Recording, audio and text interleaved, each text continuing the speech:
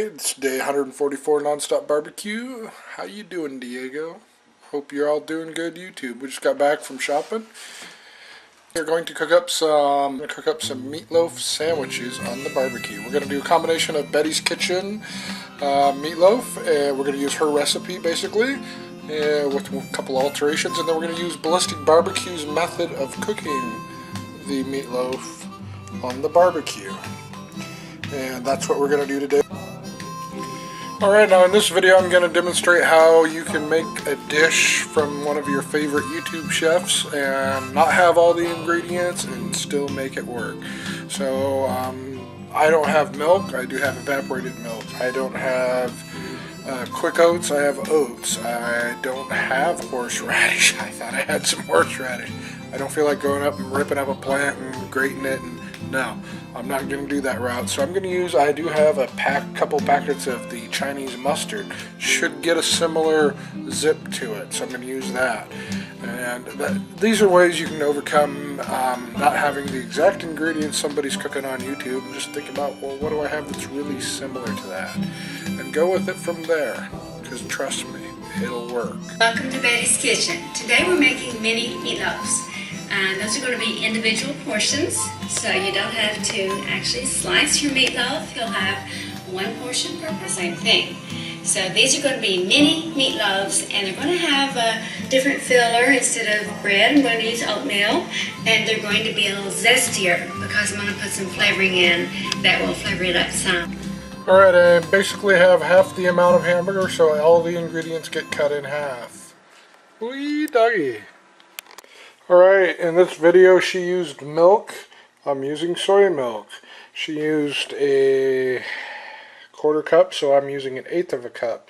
I've got my slow oats here, so I'm just going to dump the liquid in the oats. Now, I'm thinking about it, and milk. Your other ingredients are oatmeal, hamburger, onion. The milk isn't for the onion or the hamburger, so I'm not going to worry about that. I'm going to put all my liquid ingredients in with the oatmeal and let them sit for a little while, just because I have slow oats, so they're going to take a little while longer. And it won't hurt to let them absorb some of that moisture. And that's just an informed decision I'm making. I may be right, I may be wrong. Anyway, so we're going to get the ketchup and the other liquid ingredients in with the oats. Then we'll get the dry ingredients in with or we'll get all the ingredients in the hamburger after that. Alright, quarter cup of ketchup. That's simple. Coating sauce, I'm going to use honey instead of sugar. And of course it's the last tablespoon of honey, so it's going to take a while to get out. It's probably about a tablespoon there, but I want about a tablespoon and a half. So that was our brown sugar substitute. And then for our horseradish substitute,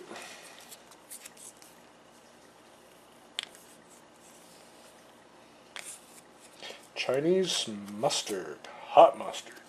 Then for our mustard substitute, we've got actually honey Dijon mustard. There we go. That's a nice simple sauce.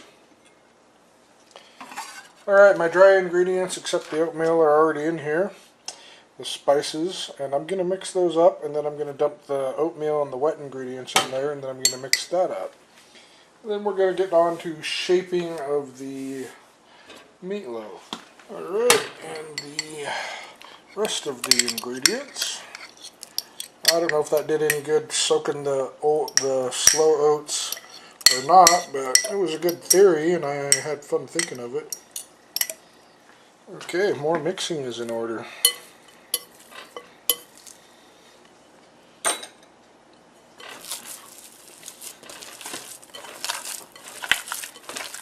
Alright, that took less than 2 minutes, and as you can see, it's all mixed up. We got little bits of oatmeal and stuff, and just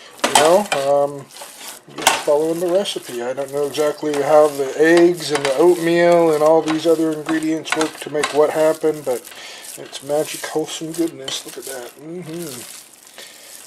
Okay, 4 pieces, ready for the barbecue. I'm thinking that's going to be more like 8 pieces. 4 pieces is looking a little bit big to me. So we want to get these shaped up, equal size log.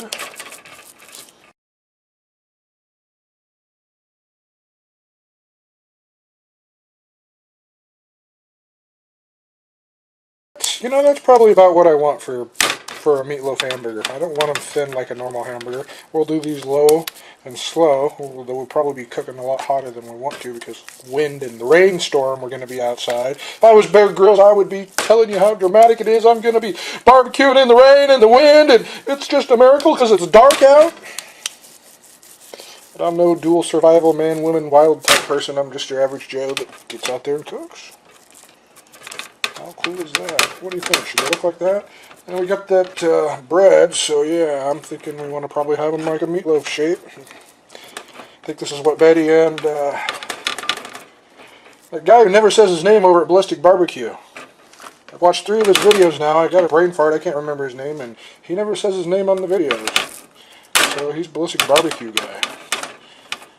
I know his name. I mean, we're friends. Brain farts hurt. Alright, I was looking at the hamburger meatloafs compared to the size of the bread, and I decided to break the 4 into 5 meatloafs and then slice my bread. I set some butter on top of the bread so it'll start getting warm so I can spread it around, because Ballistic Man said that's what he do. He put some butter on it. I'm thinking I'm going to sneak a bit of garlic on there too, just because that's how I like to roll. Well, you can see the barbecue. I don't know if you can see the food over here.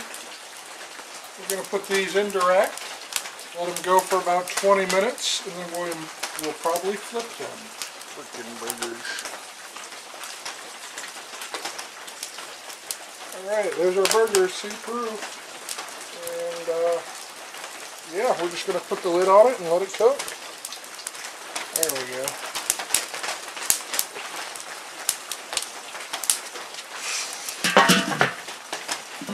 Alright, it's been 15 minutes, I believe, is what I set that timer to. And yeah, we're seeing some weepage going on here. A little bit of sweating. It's not quite running to the weep point. But this would be a great time to turn your burgers over. So we're going to want to do so in a rotating manner where you get the side that's been hitting the heat onto the other side. And our coals are looking good, but I'm going to want to put my spatula in and kind of push them this way so they group together and continue to burn. That's my tips. I don't know if you can see any of that, but I give it a shot. So I'm going to go get some tongs or something. Oh, I should take a picture.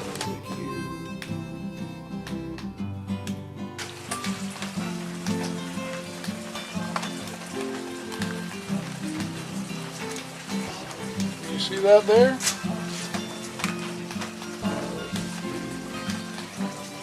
Now, this low and slow I think is going to work better because I'm using the slow oats, not the quick oats. And that'll help them absorb more moisture over time. Yeah, that's my theory and I'm sticking with it. That means it's time to get the bread on the grill. Meat should be done. I'm going to put, I sauced the meat up at once. I flipped it. I didn't get that on camera. But I'm going to go put these guys down and I'm going to flip the meat over onto the coals. We're going to burn that. We're going to sauce the other side. You know, I say burn, I mean char-broil. Yeah, there's a difference there.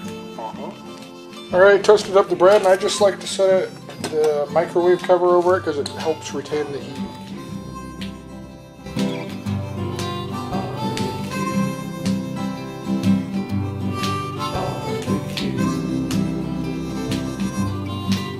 Alright, I've had a little bit better time to judge this. That's an par-baked organic penne bread that I coated with butter and a little bit of garlic granules and a little bit of Parmesan cheese, which gave me that nice golden brown look, but the flavors really didn't come through in the whole meal situation because we've got so much meat and it's good juicy flavoring going on here. But the crunchiness of the bread really did provide with the good texture. So I'm liking that. I'm liking the lettuce. I'm liking the mini meatloaf. I like the idea of cooking it on the barbecue.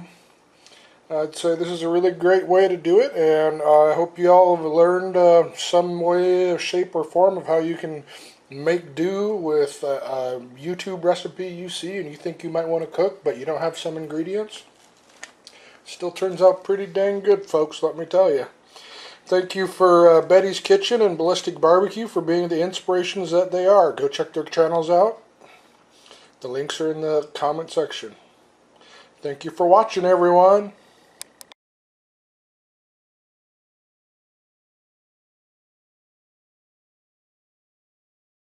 Alright, now Andrew made a comment that she likes the outside really well.